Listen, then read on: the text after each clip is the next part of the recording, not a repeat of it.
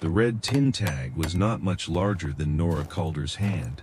By spring, it would become the most expensive piece of metal Crown Lode Consolidated had ever hammered into wood. It arrived on November 5, 1891, in Blackpine, Montana, when the first hard snow was still hanging in the clouds above the ridge. Two men came up the path to the little company cottage at the edge of town. One was Ansel Pritchard, the mine office clerk, buttoned into a black wool coat that made him look more official than he was. The other was a young teamster carrying a hammer and a square of red-painted tin. Nora watched them from the doorway. She was 36, narrow-shouldered from grief and hard work, with brown hair pinned badly beneath a plain black bonnet. Her husband, Owen, had been dead for 9 weeks. A burst of underground water had taken him in the lower survey drift, along with 2 timbermen and a mule that never came back up. Owen had not been a boss. He had not owned stock. He had been the man Crown Lode called when the mountains stopped making sense. He measured angles, read stone, tested seep lines, and wrote everything down in field books small enough to fit inside a coat. The cottage had come with his contract. Now the contract had died with him. Pritchard did not look at Nora when he spoke. "Mrs. Calder, the company is reclaiming this structure for incoming staff. You have 12 days to remove your effects." The teamster raised the red tag and drove it into the doorframe with 3 quick blows. Property reclaimed. Occupant to vacate. Settlement 7225s. The hammer strike sounded much too loud in the cold morning. Pritchard held out a folded paper. "The settlement is considered generous under the terms." Nora took the paper.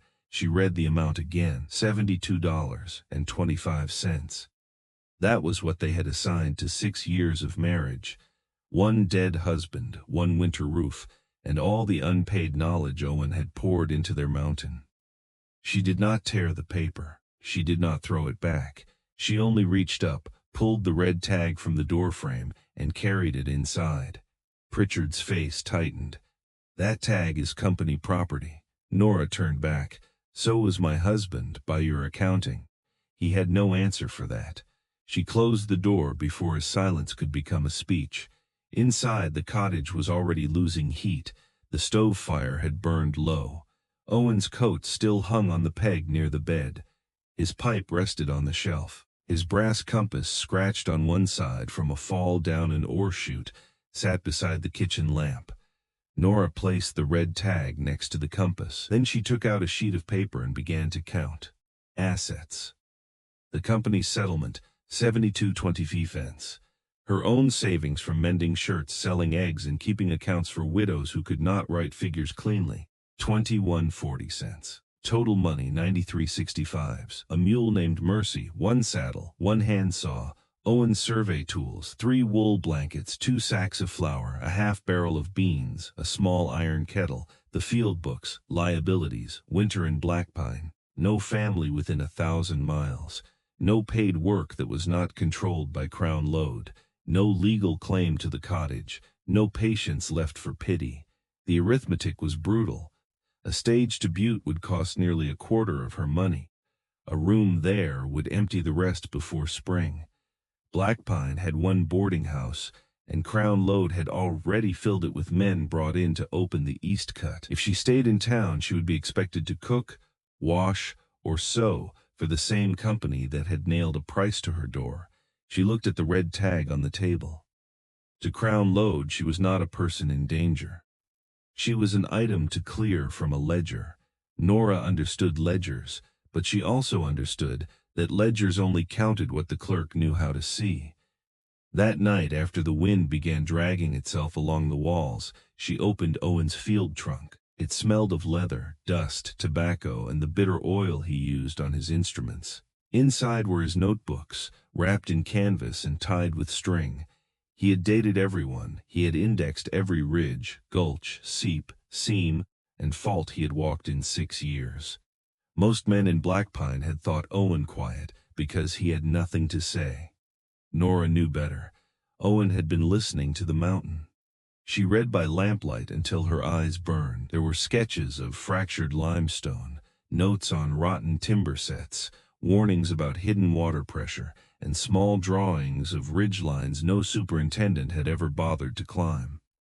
Near midnight, she found an entry from the previous September. Larkspur Face, South Baal. The page held a clean little drawing of a hollow in the rock, hidden behind scrub pine above the old pack trail. Owen had measured it like a room, width at mouth, 18 feet, depth 15 feet. Back wall black basalt, dry, exposure, due south, overhead stone, heavy thermal mass, rear crack, draws smoke if opened, snowfall pattern, drift forms across front, useful as insulation if controlled. Below the measurements he had written one line, not or enough for investors, enough shelter for a careful soul. Nora read that sentence 3 times. Then she read the paragraph beneath it. Small silver lead stringer visible in west wall, not commercial by itself. More important, blue clay seam beneath basalt suggests old shear line crossing toward Crown Lode's planned east workings. Company maps miss it. Water risk significant if driven blind. Nora sat very still. The company had offered her $72 for everything they thought Owen left behind. But Owen had left her the one thing no office clerk could appraise. He had left her the mountain written in his own hand. Before dawn, Nora packed a sack with bread, beans, a hatchet, a coil of rope, a candle stub, and the field book. She tied Mercy outside, placed the brass compass in her coat pocket, and stepped into air so cold it sharpened every breath. The Larkspur Face was a hard climb 3 miles beyond town and half a mile above the creek crossing. The trail rose through lodgepole pine, then broke into a slope of loose stone, scrub oak, and frozen grass. Mercy picked her way slowly, ears flat against the wind. Nora followed Owen's notes. A split pine that had been struck by lightning, a bend in the old pack trail, a shelf of red stone shaped like a kneeling animal. Then the south bowl, hidden from below by timber and fallen rock. At first, she saw nothing, only a steep face of dark stone and snow trapped in the shadows. Then the sun cleared the ridge. Light slid across the slope and struck a gap behind the pines. Nora climbed over a spill of rocks, pulled aside a dead branch, and found the hollow. It was not a cave in the storybook sense. It was stranger and better. A deep basalt pocket under an angled cap of stone, open to the south and protected on 3 sides. The floor was gravel and hard earth, dry where the outside slope was glazed with ice. The back wall held a narrow vertical crack that breathed cold air upward. Nora lit a twist of paper and held it near the crack. The flame leaned toward the stone, a chimney. She stood inside and listened. Outside, the wind worried the trees. Inside, the sound dulled to a murmur. The low sun fell directly into the hollow, warming the black wall by a degree she could feel with her palm. Owen had not found a mine. He had found a body of stone that could hold heat like memory. On the west side, she saw the silver lead stringer. A dull gray line through pale quartz, not wide enough to make a rich man bother, but bright enough to catch the light. Beside it, lower down, ran a seam of blue clay. Nora touched the clay with 2 fingers. It was soft in the middle of a freezing morning. Water lived somewhere behind it. She did not yet know what that would mean for Crown Lode. She only knew what it meant for her. She could not keep the cottage, but she could build a wall across this opening. She could set a stove under the crack. She could stack wood deep against the stone. She could stable Mercy against the outside shoulder of rock. She could survive where no one had thought to look for a house. When she returned to town, she did not go to the company office. She went to Rowan's Mercantile. Eben Rowan had run that store since Blackpine was 3 tents and a drinking trough. He had known Owen well enough to sit with him on quiet evenings and argue about whether a mountain made promises or merely tolerated men until they grew stupid. Eben watched Nora enter with a folded list in her hand. "What are you needing?" "A small prospector's stove," she said. 16 feet of pipe, 1 elbow, 2 hinges, 20 pounds of nails, a tarred canvas sheet, stove cement, beans, salt pork, coffee, lamp oil, an axe head, and every cheap length of rope you can spare. Eben looked at her list, then at her face. He did not ask why. Men who survive in mining towns learn when a question is a kindness and when it is a trespass. He added the figures in pencil. $69.40. Wagon to the creek would be another $4. Nora counted the money onto the counter, nearly all of it.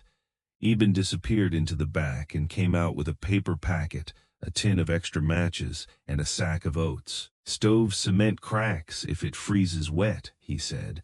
Keep it wrapped until you use it. Matches are no charge. Oats are for mercy. Nora looked down because gratitude was suddenly more dangerous than grief. Thank you. Eben nodded toward the mountain.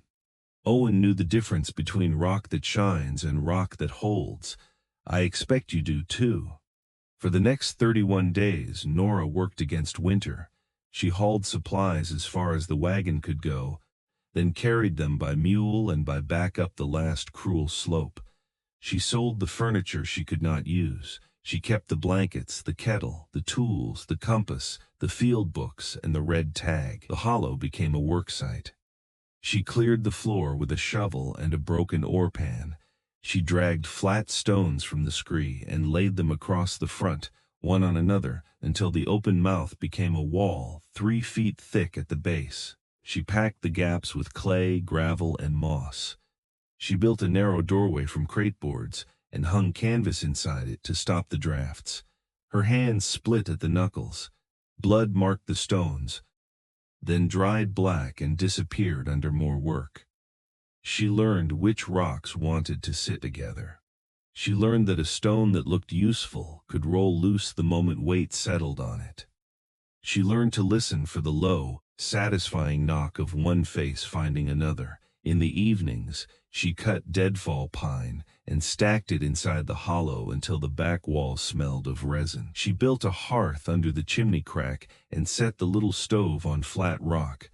The first time she fitted the pipe into the fissure, smoke leaked sideways and filled the chamber.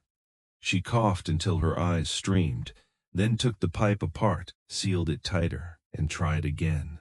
The second time, the smoke rose clean. Nora stood in the doorway watching it vanish into the stone. It was the first victory she had allowed herself to feel.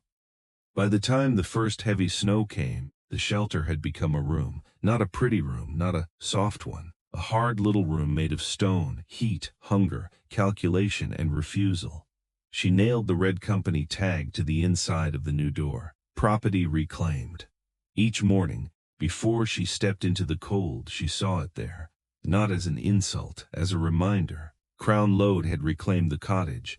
Nora had reclaimed herself. The first true storm arrived in the second week of December. It came down from the north like a sentence. For 5 days the world disappeared. Snow filled the trees, covered the trail, buried the stone wall, and packed itself so high against the front of the shelter that Nora had to dig a tunnel to reach daylight. The thermometer beside the door dropped to 28 below zero. Inside, the stove glowed dull red. The basalt wall warmed slowly, stubbornly, then gave heat back long after the fire was banked. Nora began to understand the genius of the place with her body before she could have explained it in words. The stone did not make warmth, it remembered warmth. Every hour of sun, every hour of fire, every coal saved became part of the room. She rationed everything: 2 handfuls of beans, a strip of salt pork, 1 cup of coffee before noon, 3 logs before dawn, 2 at dusk, ash buried over coals to carry fire into morning. On the 4th night, the wind shifted and drove powder snow down the chimney crack. The stove coughed smoke into the room. Nora woke choking. For one panicked minute, the shelter that had saved her became a trap. She wrapped a scarf over her mouth, shoved open the canvas, and crawled into the storm with a lantern tied to her wrist. Snow hit her face like thrown sand. She climbed the shoulder of rock by feel, using the rope she had fixed there 2 days earlier, and struck the chimney mouth with the handle of the axe until packed ice broke loose. The draft caught, smoke tore upward. Nora slid back inside, shaking so hard she could barely latch the door. She did not cry then, either. She sat on the dirt floor, with her back against the warm stone, and laughed once. A rough, breathless sound that surprised her more than the storm. By morning the fire was alive, so was she. When the sky finally cleared, Blackpine lay under 6 feet of snow. From the mouth of Nora's tunnel the town looked small and far away, its chimneys thin against the white valley. No road was visible, no wagon could reach her, no company man could knock a notice onto her door. She was more alone than she had ever been, and less helpless. The story of the woman under Larkspur Face reached town through Eben Rowan.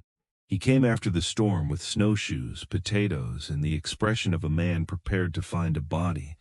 Instead, he found smoke rising clean from the cliff, Mercy nosing oats under her lean-to, and Nora making flatbread on the stove. He stepped inside and removed his hat.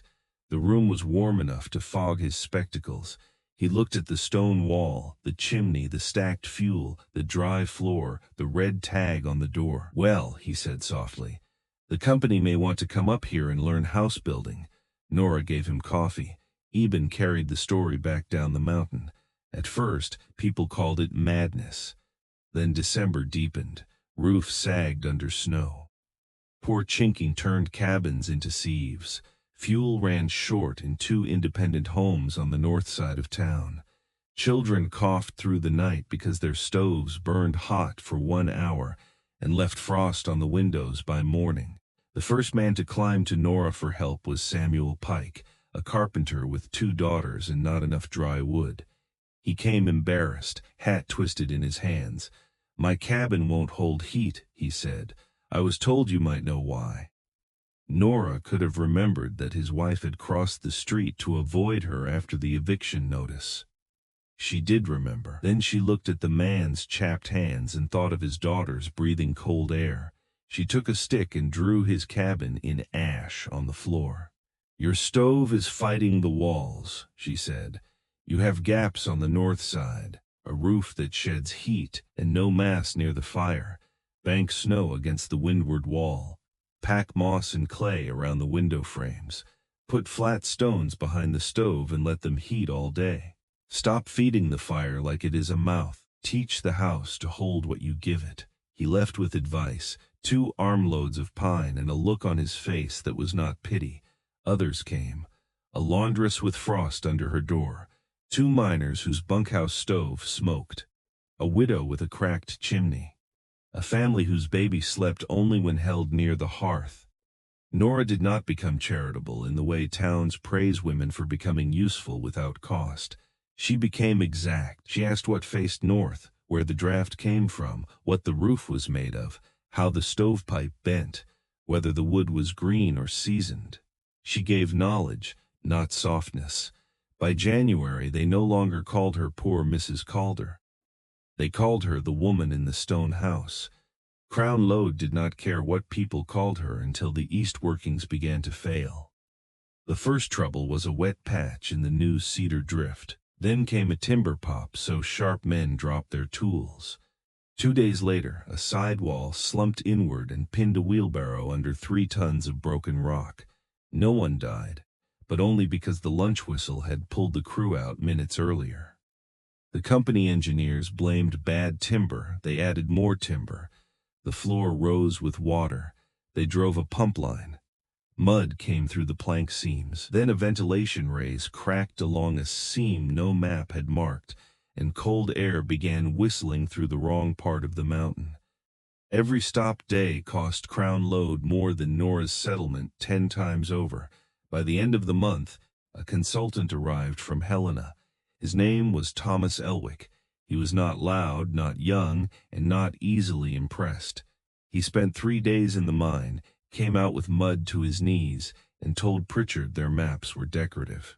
A timberman mentioned the widow on Larkspur Face. She built a warm room inside a cliff, he said, using her dead husband's notes. Elwick looked up. Whose notes? Owen Calder's. That afternoon, Elwick climbed to Nora's shelter.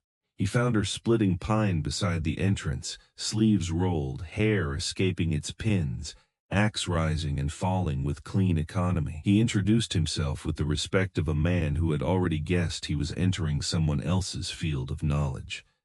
"I knew your husband's paper on fractured basalt," he said. "May I see what he found here?" Nora let him in. Elwick did not flatter. He examined. He touched the wall, studied the chimney draft, measured the sun angle with his hand, and crouched beside the warm black stone. "This is not luck," he said. "No," Nora answered. His eyes moved to the west wall. The silver lead stringer caught the lamplight.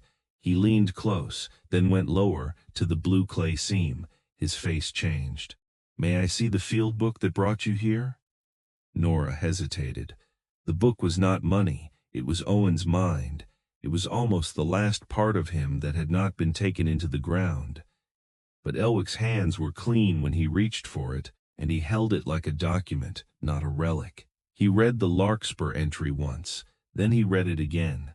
Then he sat on an overturned crate and turned through 3 more books, faster now, following Owen's dates, sketches, bearings, seep marks, and warnings.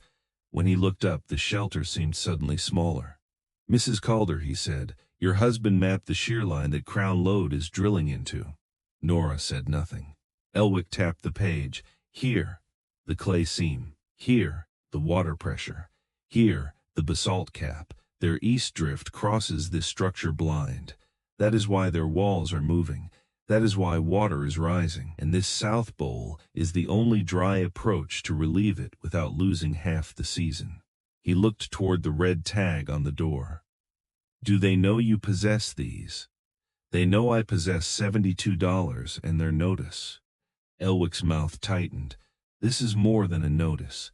These field books establish prior discovery, documented survey, and material knowledge of the ridge before their present filing. The silver stringer gives it a mineral face. The fault map gives it value.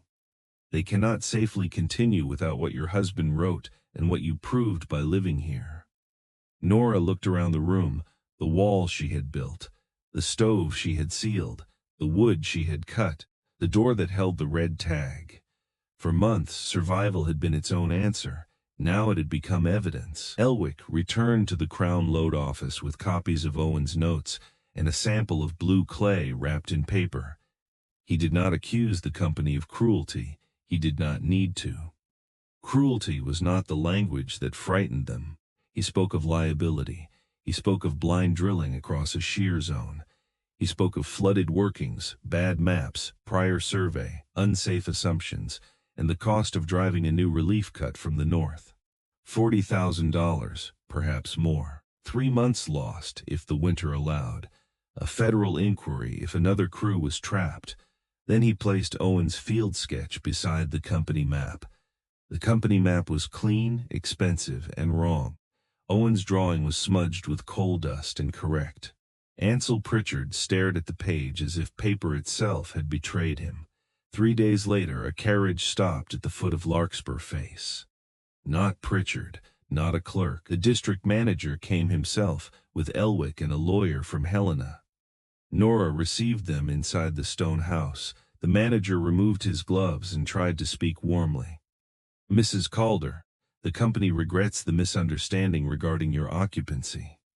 Nora looked at the red tag on the door. It was hammered in clearly. The lawyer opened a folder. Crown Lode wanted rights to Owen Calder's geological field books, access through the Larkspur South Bowl for a drainage and ventilation cut, and settlement of any prior claim attached to the silver lead stringer. Their first offer was $6,000, return of the cottage, and a written apology. Nora listened. The stove ticked softly as it cooled. "No," she said. The manager blinked. "Mrs. Calder, that is a considerable sum. So was my husband's work." Elwick said nothing, but his eyes lowered as if in agreement. The second offer came an hour later. $11,500. The cottage deed in Nora's name. A public correction posted in the Blackpine office. A royalty on ore moved through any south relief cut made from the Larkspur approach, and dismissal of the clerk who signed the reclaim notice without reviewing Owen's contract. Nora added one condition. The families in the north cabins get company wood until thaw. The injured timberman's wages continue while he heals. Put that in the writing. The manager looked as though he had swallowed ice. The lawyer wrote it down. She signed at Eben Rowan's counter the following week, not in the company office. The red tag lay beside the papers. Pritchard left Blackpine before the snow softened. By April, the south relief cut was open. Water drained where Owen's note said it would. Air moved through the workings cleanly. The cedar drift held. Crown Lode called it a successful engineering correction. Everyone in Blackpine knew better. The first royalty payment was larger than the price Crown Lode had put on Nora's life. She did not spend the money like someone rescued. She spent it like someone building systems that could not easily throw her away again. When Eben Rowan retired that summer, Nora bought the mercantile. She stocked flour, nails, lamp oil, stovepipe, rope, coal, wool socks, and the kind of practical things a mountain town truly depends on. She extended credit carefully, but she never let a widow go cold for lack of kindling. She paid children to gather dry cones and scrap wood. She kept a barrel of clay under the side awning for anyone who needed to seal a draft before snow. The store became less a business than a hinge the town turned on. But each autumn, before the first serious storm, Nora closed the shop for 1 week and climbed to Larkspur Face with Mercy. She checked the chimney crack. She repacked the door. She restacked wood to the ceiling. She cleaned the stove and touched the warm black stone when the sun hit it.